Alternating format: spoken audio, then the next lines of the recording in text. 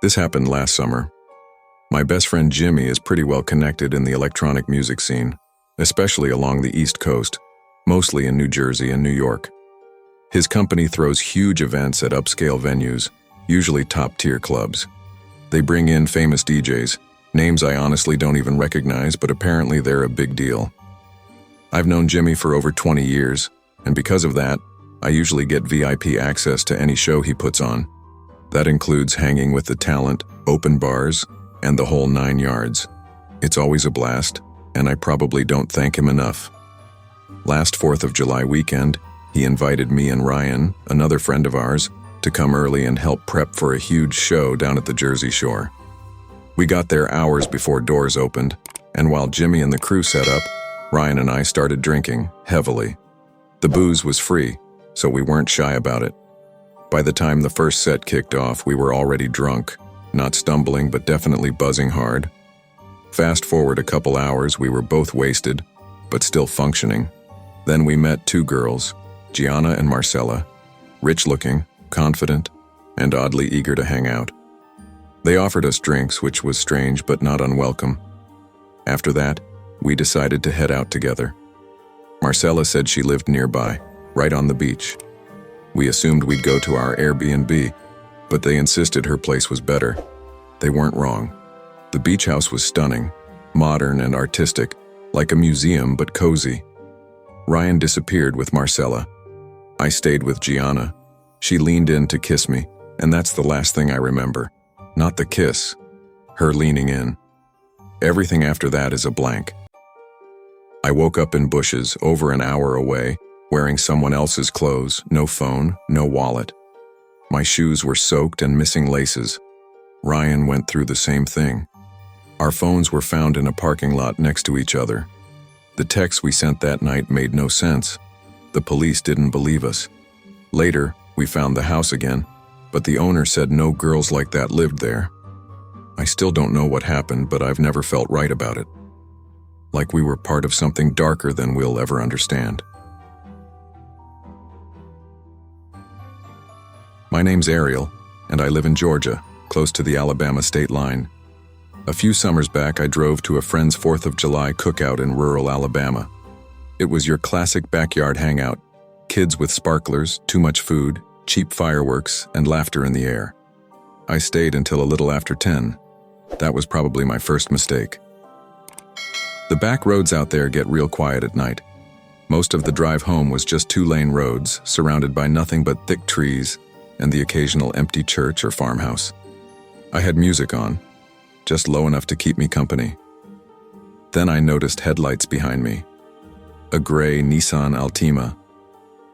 At first, nothing seemed odd, but no matter how much I sped up or slowed down, the car mirrored me exactly. I drifted to the right to give them room to pass. They didn't. I made a sudden turn onto a random residential road. They followed. That's when I knew it wasn't coincidence. My stomach dropped. I felt hunted. I wanted to get somewhere safe and public, but I was in the middle of nowhere.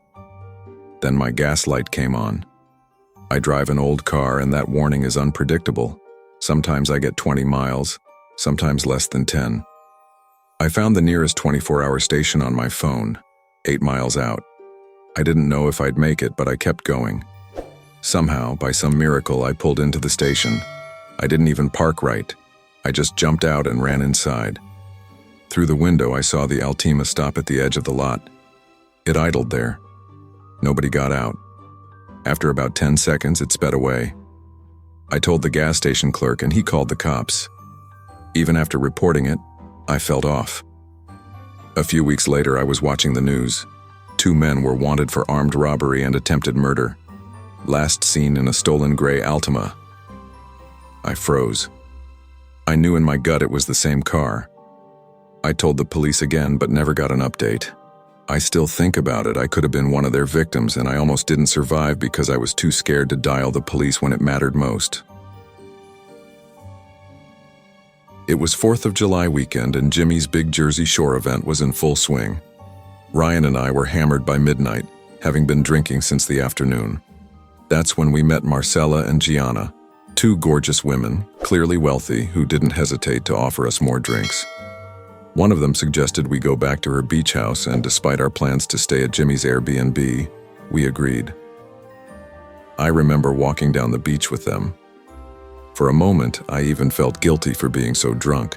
They were surprisingly smart, and the conversation was better than the usual bar banter. Then I felt strange, not drunk, heavy, melty, like I couldn't move my limbs right. It passed after a bit, but it scared me. The house was stunning, like an art exhibit. Sculptures, sleek design, ambient lighting. Ryan and Marcella vanished quickly. Gianna leaned in to kiss me. And that's it. Blackness. When I came to, I was lying in wet bushes, nowhere near the beach. I had no wallet, no phone, no keys. I was wearing clothes that weren't mine. My shoes were soaked and shoelaceless. Ryan showed up at a nearby 7-Eleven minutes later. Same experience. We called the cops, told them everything. They didn't buy it, said we were drunk, careless. Even when we found our phones dumped together in a parking lot, they stuck to their story.